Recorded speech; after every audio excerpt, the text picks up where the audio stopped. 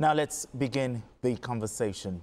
In an era where misinformation spreads rapidly online, decisive action is needed to protect public trust and national stability.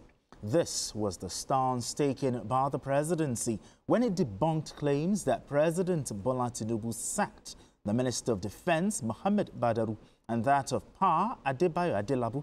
The special advisor to the president on information and strategy, Bayo Onanuga, described the story as completely false and warned citizens against falling for unverified information.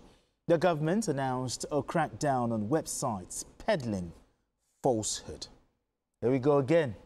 Fake news, misinformation, rumor, and all.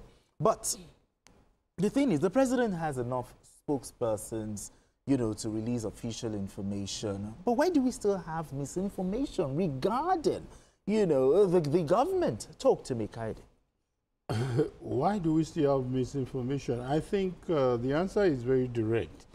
As long as there are some mischief makers, as long as there are some interest, as long as there are some political foes existing everywhere, some bloggers are waiting to jump on these stories. Some bloggers, some story who probably have no shame, pardon my language, because we've talked about the impact of fake news. True. The day, as a journalist, I found out that you're a purveyor of fake news, I'm not likely to touch your story ever again, especially when I know it's a costly one, for that matter, because credible medium, when they release unverified stories, probably they were careless, or someone who is a big junior doesn't know all the process of verification and it pushes. You will see such medium, they will come out and apologize that we carried a story that is not true. Take responsibility. That's saying that somebody can make a mistake. Absolutely. But when it is your normal trade in business where you push out fake news, and it's painful that some people still give them benefit of doubt. Some people even took their stories hook, line, and sinker. So that's the pain. And for me, I wanted to say that, like you said, maybe, for example, I'm not sure Asuko saw it. I didn't see the story until federal government reacted, which means that federal government has even helped them to, to amplify it. And so, but then, because when you see stories like that, check who are the people that carry these stories. The source. What kind of medium carried the story before you believe? And this is not for you and Asuko, it's for our viewers. Absolutely. To have this basic understanding about news. Stop this mindset that journalists have been paid. That's why they are not reporting the truth. Let me come to Asuko, because many Nigerians wonder that why some ministers, like the Minister of Power, looking at the situation of power situation in the country, they still have their jobs. Could this be responsible for the fake news, in your opinion? Well, that shouldn't be a reason for it. Because if the president is back, the president has a job. He's the one that actually employed the Minister of Power. And if he wants to, relieve him of his duties, he will not go and be looking for one pirated website for him to pass his information. That's why he has he has aides in the media aides for him to do the work, and Bayo Onanuga will do that easily, or the Minister of Information will do that. He won't, even if the president is angry in Aso Rock, oh, I'm angry, I don't like what you have done, or there's no power, people are complaining. It doesn't. If he wants to relieve any of them, he knows the channel to pass. Absolutely. And the man being angry doesn't mean that, he's going to, sack. He might say, okay, fine, go and do this, go and do this, go and do that. And then everything is, will be done. Not that because the president is, I'm just saying. Yeah, I know. Somebody will now go and say, the president was angry. Maybe one of the aides will be somewhere, discussing with his friend, and somebody else will now hear, and then from there it turns into a story. Absolutely. All those things are just, rumor that we cannot take hook, line, and sinker. No, my own problem now is even the mainstream, media organizations would always take that fake news and turn it into a story. You understand? That is the major thing. And it's troubling. Now, also, the president has also called for a crackdown of all these fake news websites. The presidency. No? The presidency, yeah. Now, the thing is, who will bail the campaign? I mean, where should we start from? How do we do that? Going after them? Should it be stiffer punishment? How is that even possible? I perceive what Bayo Onanuga is trying to do is let us not just be, debunking and rebutting these stories. Let people know there are penalties. True. Let's go after them. In some civilized climes, let people not delude themselves that social media cannot be regulated. True. That's a very sensitive topic that people don't want to talk about. And these are signals that people should stop. They should take their rantings to people who carry fake news, irrespective of their sentiment, irrespective of what they love to hear. They should scold people who carry fake news. Few days ago, they said it is Obey that died. The other one, someone was kidnapped. They just come up with all kinds of stories, and people will tell us when we tell them it's not true. They will tell us we are hiding the truth. What do I stand to gain? So I'm saying that I think Bayo Onanuga is just taking it notch higher. Absolutely. Don't give us unnecessary work, because what he did is additional work, because they will say presidency has not reacted. I even remember when they said Wike is in the hospital, Wike was about to die. And I explained to someone that it is not true. If you see the way they jumped at me, they said the man has paid all of you. That is why you are hiding the story. I even told the president, I said, Wike just spoke now. Watch it on TVC. The president said, show me. Let me see him. Like Let me see the video. Thomas, I want to if see. If it is just the script you told me, I don't believe. I want to see the video. We provided the video. No, the thing is, what we should do, or what people should keep doing, because 2023 was when we saw fake news everywhere. Even BBC did a report on it. We need to find a way of trying to stop them. I remember one of those websites, trying to claim that Fashola was one of the people that wrote the verdict for the verdict, exactly. Tribunal, then election tribunal. All right, just petition the IGP. I apologize, just hold that thought. We have Josh calling from Ikeja, or George calling from Ikeja. Let's talk, George. Yes, good afternoon. Yeah, good afternoon to you. Greetings to all of you there. Yeah, let's talk. What I want to say is that the government itself has itself to blame for these things. Really? There is no society. Yes, there is no society where people do not pay for their crimes. Otherwise, crimes will blossom in such places. Okay. There's a TV station in this country. The only thing they know how to do is to promote lies and honor people who are there to talk down our country. We have a regulatory authority, nothing happens to them. We have a presidential candidate in this country who is trying to become the president of this country. He goes outside the country and demarcates us, makes statements that he cannot prove. He comes back, nothing happens to him. Nobody questions him. So if a blogger is doing what you are discussing there, and nothing is done to those who have done it before, does it not suggest that it is a place where you can just do anything and get away with it? Thank you very much. Appreciate you. Very key. It's very key. So that is where part of the regulation will come in. Exactly. So if you are publishing, there should be sanctions. And even you that you are going outside as a person, if we know you, there should also be sanctions. You understand? Where did you get the information? Because if we do not, regulate it in such a way, we are not saying we want to stop, suppress press freedom or whatever. Because that is always what people say. They want to suppress press freedom. No, but even in saying that clients, there is a level at which you can go when you are publishing. And there should be consequences for, for bad behavior. All right, let's talk politics this time. To our next conversation. Political defections in Nigeria rarely pass without arguments for and against such moves. A former governor of Delta State, Ifeanyi Okowa, has knocked a former president of the Senate, Senator Bukola Saraki, over his remarks concerning his defection from the People's Democratic Party, PDP, to the All Progressives Congress, APC, challenging his credibility on the subject. Saraki had described Okowa's defection as unprecedented and an indication of deeper leadership crisis within the PDP.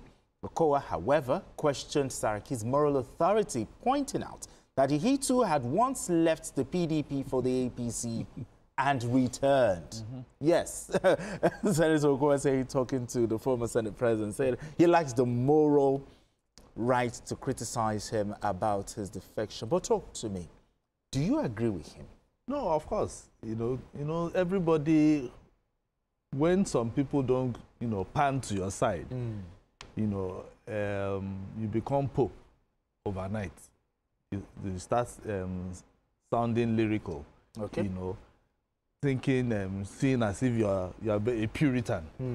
That is what most politicians do. But once you now dig deep, that is when you now, but what is wrong with you? You are also part of it. Like Saraki, for instance, he left PDP and came to APC, and he became a Senate president. Absolutely. Before he now, and he decided in 2018 to go back. You understand? And that is when, Okowa, and if you look at it, someone like Saraki honestly should not be telling Okowa, no, you should not be doing that. Rather, he should be asking Okowa, why did you do that? And then listen. I've tried to listen, or I've listened to the reasons that he gave. And he said, I know Okowa at least for 8 years that we've been, interacting. I've been interacting with some of his aides and all that. The kind of person he is. He doesn't take decisions by rush.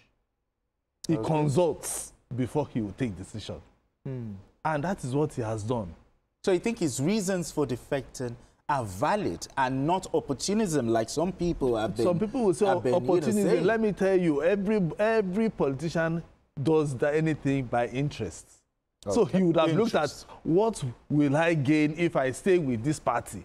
And they are also looking at the future. Will there be a PDP? And we are talking about 2 years' time. By next year now, governance can either be stopped and then everybody will be paused. Exactly. Paused. Suspended a bit, and everybody will be talking about 2027. Absolutely. So he's also looking at, will this vehicle be able to help me or help my political family? Because let me use that word. Because he himself does not look at he himself alone. He's looking at his political family. At 2027, by the time it's 2027, will this vehicle, PDP, help my political family? And who is his major political family? It's the governor. The present governor, Sheriff, is the one leading that family. He might be the head, but the thing is, somebody is, like the driver. So will PDP help this my party? If the PDP won't, which other party do we have? They have decided to go to APC. And I'm very sure it will be a tough decision for them to have, made. Because everybody knows that Delta is strictly a PDP state. From time. Strictly. So when once you are saying, the APC perhaps would have made, they were already making inroads anyway. And they were already looking at taking that seat from PDP. So me, I will see it as Okowa being doing a master stroke. He has reasoned that if he has in two things that I've looked at. One, APC, they are at the center and they are already making major inroads into Delta. They could have cleared them. He has said that he has no right, the moral right to criticize. Is it a case of a pot calling kettle, what's going on? Benga, one thing I tried to do when I saw this topic is to look for where Saraki made the statement. And I wasn't lucky to find anywhere. Now, I was able to realize that it was a reaction to a question fielded to Okowa in a live interview, a TV interview. They must have said this, Saraki said this, and it will be like, sir, what? you could have mentioned another name. Okay. Do you understand? So, absolutely, maybe Saraki needs to say that statement again or react to what he has said. I hope it's not fake news. Exactly, because he has no moral basis at all. Okowa is not wrong in any form or shape. However, I have a bit of a different view, with what Asuko has said. I think the big lesson here is for followers to understand that the way the politicians think is not the way they think. True. A whole lot of them are guided by their emotions. They do not think about the political survival of these politicians. So they are so disappointed. Many of them are not happy. I'm talking about ordinary people who probably don't know the rationale behind decisions. So I want to believe that, personally, I was shocked with Okowa when I saw the story, because this is somebody who was the backbone, practically, when Wike became a problem for PDP, who was the backbone of the 2023 presidential election. And for this person to leave, it's like you have killed PDP. And you do not expect PDP not to react. I listened to Abba Moro too on another channel when he was saying that we made a mistake by even fielding Okowa as vice. They were making careless and painful statements, because for them, how do we react? We can't just keep quiet. All right, just hold that thought, gentlemen. We have Raji calling from Oshogbo. Raji, thank you for joining the conversation. Thank you for having me. And God bless you for doing a wonderful job. The problem with Nigerian political field is all these political jobbers, they want to, anything that will favor them is what they want. They don't have the interest of the people in their heart. Now, nobody will say they are doing this, what they are doing, in the interest of the people. Saraki moved from PDP to APC, and they moved from APC to PDP. Nobody blame me. In fact, when he came into APC, he became Senate president by crook and means. Nobody blame him. So if truly he made that statement, I don't think he has moral right to do that. Thank you very much. All right, thank you very much. Now let's look at what the former Senate president said. He said it is an indication of how low politics has become in Nigeria. Now, in your opinion, what this massive defection, some will call it Hurricane Tinubu or something. There is nothing. What is the implication of this for Nigeria's democracy when you see this kind of defection? The whole. No, Benga, I know Kayode said something that he was shocked. Me, I am not usually shocked when the politician takes decision. Because one, politics is interest-driven. It is them first before us. Forget about whatever they say at the soapbox. That one is their own. Because they always say it. You know, but should it be like that? Should it be like that? No, that is what they call politics. Without any ideology to stand with? Now you talk ideology. When you talk ideology, in Africa, tell me which African country that they will tell you they are conservative. At the end of the day, you find out that they will tell you, oh, we are going to do a progressive idea. I think Nigeria is unique with defections. We are very good. We are very good with it. You understand? So the thing is first their interest, now, what's and the then second, for our people. Democracy then? We have our own kind of democracy. Nigeria is different. We need to redefine that. So that is it. So I think that is where our leaders will start to think. Are we practicing, when they say we are practicing federalism, what kind of federalism are we practicing? Is it true? Are we practicing democracy? What kind of democracy? So it is something that maybe those in the academia should now start thinking. Should we start looking at the Nigerian kind of democracy or the Nigerian kind of federalism? Or what kind of governance or government do we practice in Nigeria? Because if we say, oh, we are practicing federalism, what is happening now? Everybody is defecting from one place. Some people are shouting, it's a one-party state. It's a one-party. At the end of the day, we still have other political parties. Sorry, Asuko. You understand? We still have other political parties. What I mean is, so that you can help me buttress the point, what I mean is, We know what we experienced in the First Republic. Okay. We know that there is an Awolowo and his team who will not move to other party, even when they are losing. There was coalition at some point. Coalition is different from defection. So what will make defection in this case is you're saying you're abandoning the ideals and the ideologies. There are still few. The coalition is also the same thing. The PDP says it feels betrayed by this defection. Because looking at Senator Okowa, they gave him the platform. He was a governor, a vice presidential candidate, and yet he's jumped ship. But hold that thought. We have Godwin calling in on the show. Yeah, Godwin from Yola. Guys, yeah, good evening. Yeah, good evening. Thanks for the lively discourse on this. You know, the thing for the common man is it's okay to define our kind of democracy and the fact that it's different from what obtains in other parts of the world. But what we should also think of as a people is when I decide to pick my voter's card and go to the polling booth to vote, it's because I want what the American that decided to pick Donald Trump as a lesser evil compared to the Democrat when it comes to the economy. When they decide, the same reason makes me go to vote.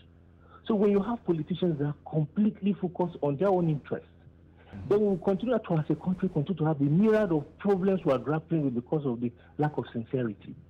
So it's okay to politic and make people cross over to your party. Okay. But at the end of the day, it's not a question of who is the wonderful Maradona that can dribble people around. What about the masses? Because at the end of the day, we will still get to pay the consequences of living like this. All right, thank you. Thank you. Thank you very much. Appreciate you. Because should the PDP feel, don't you think the PDP feel betrayed? In fairness, they should feel betrayed. That's let me retrace that word. That's the backbone of 2023 when it comes to funding, when it comes to the live wire of the party. So my point is, irrespective of these anomalies, I call it anomalies. You know, maybe as you know, Kusko is a political science student. I call it anomaly. You can support a candidate of other party without necessarily changing your identity of that party. We see it happen in America. There are some Republicans who didn't support Trump. Do you understand? But won't there be anti-party? Won't there be anti-party activity? Anti-party is not. That is when you go out and begin to say, "Don't vote for my candidate." But there are areas that you look at this person's ideology. This person is not focusing on ideology. He's not representing the interests of our party, like we have in the case of Trump. And they'll say, "I would rather vote for the other candidate." That's still better. But changing your party, it still has some decoloration of anti-party. I may not. See, let me explain. I talk more like a politician than sometimes a journalist. Now we have some people. You're a journalist, not a politician. Who told you? Polyjournalist. For example, I remember someone like Lai Mohammed. He was on a live interview with me one day, and in fact on another channel, and somebody just mistakenly called him, "Oh, the spokesperson of PDP." He said, "Never." He reacted. And he said, "Nothing will make me leave this party." Okay. He has been in court. He's not been in the mainstream of APC, but you won't see him jump ship. That is not you. So ideology. Someone like Tinubu has said it over and over again, that nothing will make him leave this progressive ideology of party. He will rather maybe some kind of way support a candidate from another party. But leaving the party, please, we should discourage it. We should discourage it. It's not good for our democracy. But politicians never say never. We need to go on this quick break, and when we return, the conversation continues. Don't go anywhere. Still journalist Tanga.